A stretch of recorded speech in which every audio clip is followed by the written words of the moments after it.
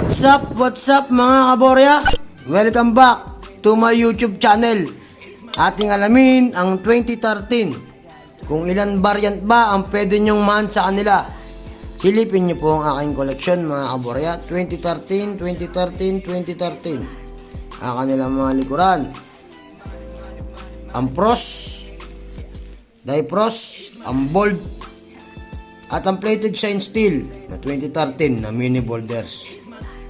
Pero bagong lahat, ako yung magsha-shoutout muna. Special shoutout sa'yo, Joe Bentinay, Red Rose Villabas Dabalus, June Ferrer, at membro po kayo ng aking YT program. At sa aking mga viewers, Mervin Peñero, Luis Aguirre Jr., at ang ating bagong moderator na handang tumulong po sa inyo, si Paul Jake Adrian Gonzalez, Rocky Urusco, Melody Cornero, Norita Ligaspi, Morier Bonsilao, Neven Basarte, Michael D. Gumunit, Ramil Garcia, Nicky Albino, Felix Pangubasan, Anak ng Sultan, Markil Metrado. Maraming salamat po mga kapatid na kolektor. Ngayon, punta na po tayo sa numista. Ito na po mga kaborya, ang numista, 1 peso magnetic. Ibig sabihin na mamagnet ang kanyang features, reverse, age, rated, at ang comment, at ang mga descript na aking pong pinapaliwanag sa inyo upang maasa po kayo sa iba't ibang mga uri ng dye o mga varieties. Ang vintage mga kaborya, tingnan nyo po ang year 2003 ay 0.5%. Ang pros, ang 2008 na pros ay 0.4. Ibig sabihin, kaunti pa nagsusulit sa numista ng year 2008 na pros. Ang numista po ay ang gumagawa po nito ay mga kapwa nating kolektor na nagpapasa ng kanilang coins upang i-data nila sa base ng data nila. Ang 2010 ay 0.6. Ibig sabihin, mababa pa pala nagsusulit na 2008 ngayon mga kaborya, dahil ang 2013 ay naging 0.18%. Hindi siya malaki mga kaborya, 0.18. Ibig sabihin, wala pa sa 1%. Napakababa pa ng mintage niya o mentahe. Ibig sabihin ay hard to find coins mga kaborya. Pag nag 1.1, yun po ay kasama pa rin po sa hard to find. Pero pag 1.5 na pataas ay semi hard to find na po mga kaborya. Klaro po mga kaborya. Ibig sabihin ng 2013, klaro naman mga kaborya, ay walang presyo. 0.18 ang mentahe o percentage niya sa numista na reverse 3 pros. Ibig sabihin sa numista ay dalawang uri lang ang 2013. Ngayon, punta na po tayo sa coins. Eto na po mga kaborya ang barya. Patay po talaga ang ilaw para maklaro. Yan po ang common. Alam niyo naman ang common mga kaborya. Itsura talaga ng common. Pero dapat may kolekta ka na kahit isa. Common coin siya kaborya. Pero 2013. Ngayon kaborya, ang made black o negro. Makapal lang rim. Pero klaro mo yung device. Mas maganda. Kung iisipin mo made black, kung kukunin mo ang boulders na 2013, maliit lang siya, pero klarong-klaro mo na magkasinlalim sila ng device. Ano nga ba ang device mga kaborya?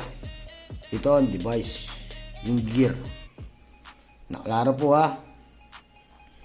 Pero mapapansin mo itong plated shine. Plated shine steel na parang mayroong glitters.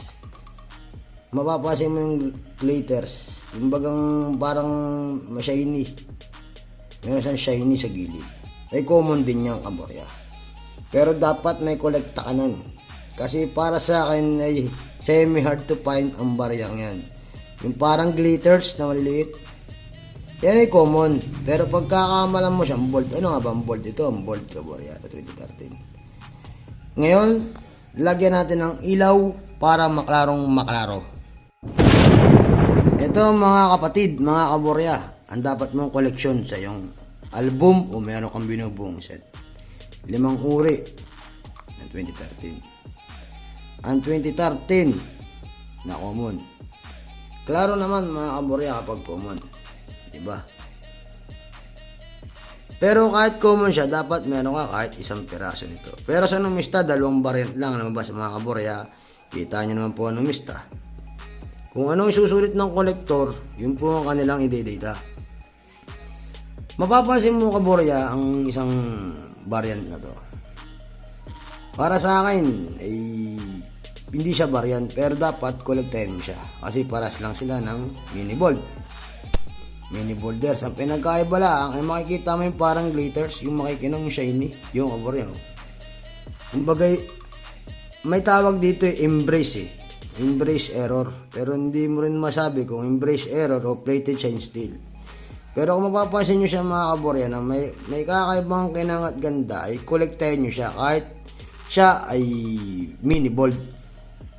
Mini bold, ano nga ba mini bold? Yung common na 2013, yan ang mga mini bold.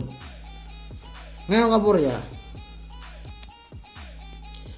sa paglabas ng letters na parang dinadaya niya yung bold. Ano nga ba ang bold? Idikit natin mga Kaborya para maklaro. Idikit natin. Diba pansin nyo na may kakaibang kinang at ganda rin siya na ginagaya niya yung kinang ng bold. Ano nga pinagkaiba ng dalawang baryang yan? Mapapansin mo yung 1993. Laruin natin mga Kaborya para maklaro. Mapapansin mo yung year. Diba mas malaking isa? Yung isa yung mas maliit. Pero para silang makinang. Pero 2013, ito ang bold mga Kaborya. Ito po ang bold. Masyadong hindi maklaro gawa ng nabangga yung ilaw ng bold Patayin natin ang ilaw mga Kaborya. Yan Kaborya. Klarong-klaro mo ang bold na 2013. Yan ang bold na 2013. Yan. Ngayon ang mini bold i-compare natin. Ito yung glitters ng design ito mga Kaborya. Yan. Mapapansin mo yung mini bold ay maliit ito. Ito yung malaki ang 1993. Yan Kaborya. At mas malapad ang Bangko Sentral ng Pilipinas sa 2013. Klaro mga Kaborya, para silang 2013, ngunit makikita mo yung bold letters, magkaiba. Dapat nating maigi para maklaro pinagkaiba ng dalawang yan. Yan Kaborya. Malaki, maliit, malaki, maliit. At mas malaki ang inner circle. Yung tinatawag ay bold. Kita mo yung kabilugan. Yan ang bold. Klaro mga Kaborya, ang 2013 na bold ay ito yan. Klaro ha. Makapal din ang rim niya sa unahan, pero manipis sa likuran. Bold na 2013. Isa mga Kaborya ha. Ang pangalawa, ang una pala to mga Kaborya, ang common. Ito pala ang common Kaborya, common. Pero makikita yung plated shine steel. Diba? Para nanggagaya nandadaya siya ng kintab. Pero mapapansin mo yung pagka-embrace niya, yung parang may guwit. Parang ginagaya niya ang bold Kaborya. Tinan niyo po ang kulay. Sa tone po kayo tumingin mga Kaborya. Diba? Kitang-kita ninyo po na maliit naman yung gear niya. Kaso nga lang parang magkasing kintab sila. Gawa po ng tinatawag na embrace error. Yung guhit na hindi nyo papansin kaya gumamit kayo ng lente. Pero para sa akin na isa HHTF, ibig sabihin semi hard to find. Kung meron ka na mapalad ka. Ang mini boulders na malalim ang device at ang silver tone pros. Siyempre pag pros, dalawang klase yan, ang silver tone at ang pros na makinang. Makikita mo yung 1993 na mas malaki. Kapara siya ng bold. Magkapara silang uri ng dalawang baryang yan. Isang pros at bold. Kailangan maklaro. Kailangan ganito ang likuran na makikita mong 2013. Klaro mga kaborya, ito ang likod ng 2013 na bold. Kita nyo naman kaborya, yan ang 5 uri nila.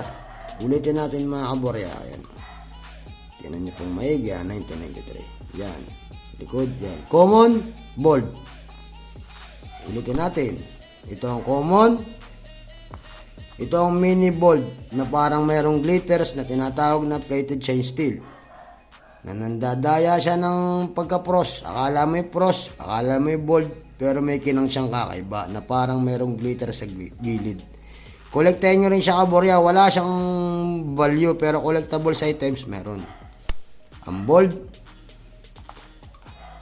ang matte black, matte black, kailangan din rin sila. At ang pros na silver tone. Klaro mga kaborya. Klaro po sa inyo mga kaborya ang kukolektahin nyo. Yan lang po.